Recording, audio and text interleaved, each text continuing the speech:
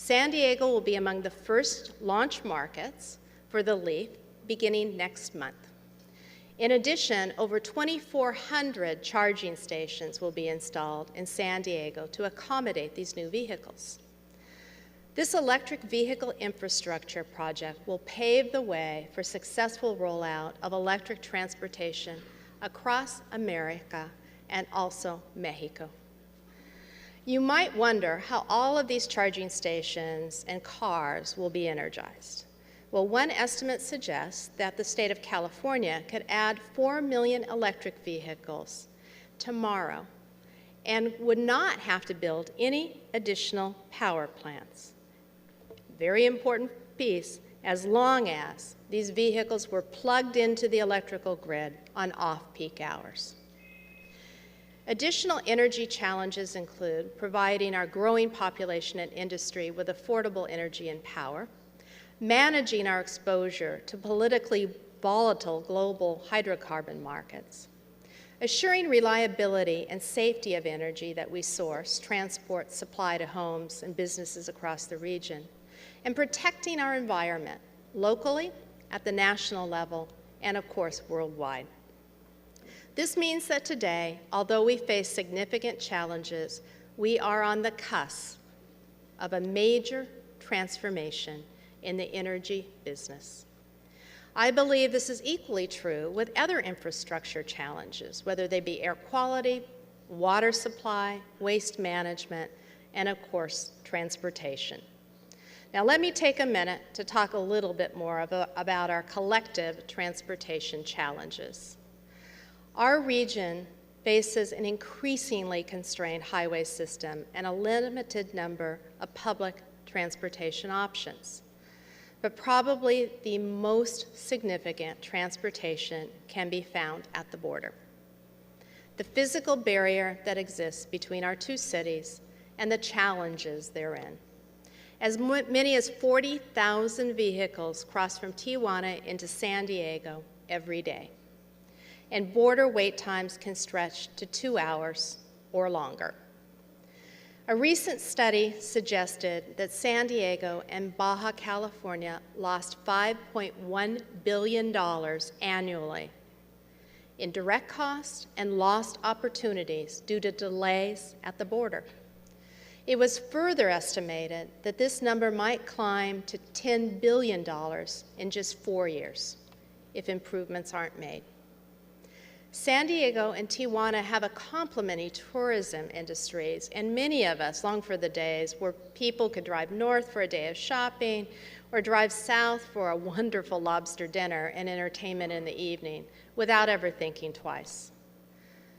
Although the border separates us physically, in today's information age, it does not stop ideas from flowing.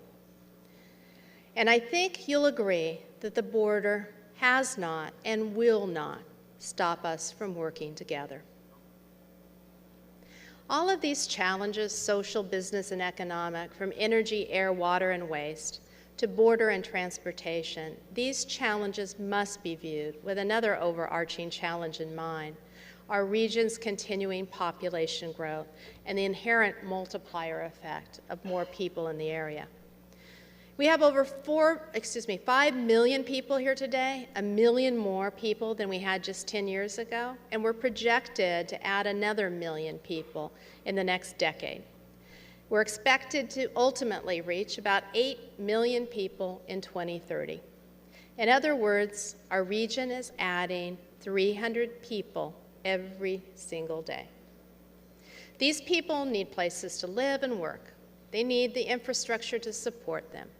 Energy to power their lives, clean air to breathe, and clean water to drink.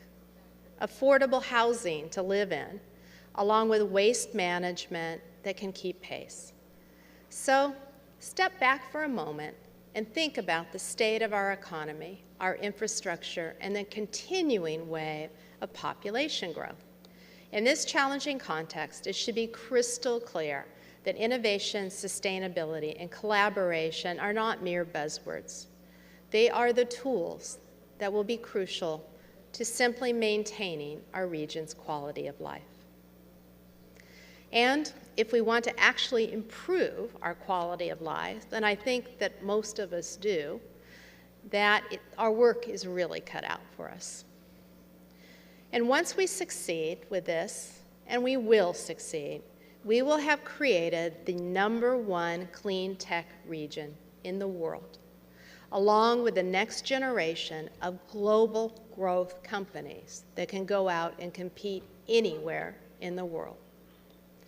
So with that, let's take a local look ahead at what this innovation-fueled, sustainable energy-focused future might look like in our region and for you personally in your daily lives.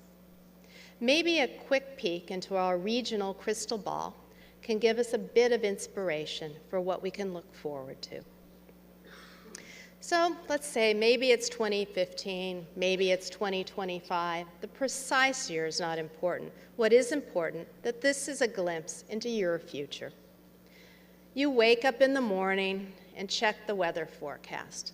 It's going to be a sunny October day, which is good news because that means your solar shingle roof would produce enough power to give a real boost to your personal energy bank.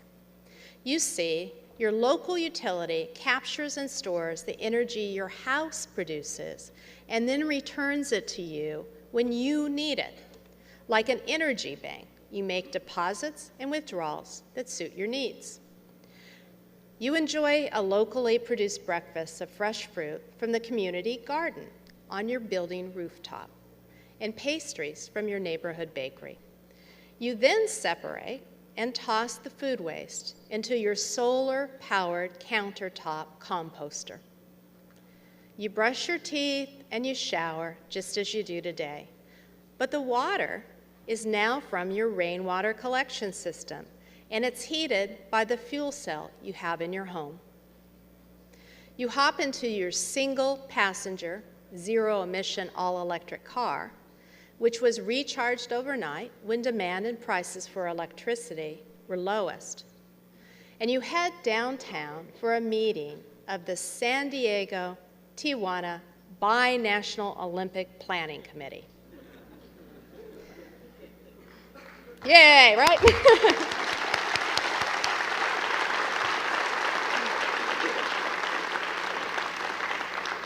And this is not a dream, so after the meeting, you decide to zip across the border. You have no wait time at the border. Yay! Because a high-tech scanner recognized your car as it approached the border, identified you as the driver, and checked your vehicle, determining that you're not bringing anything or anyone else across.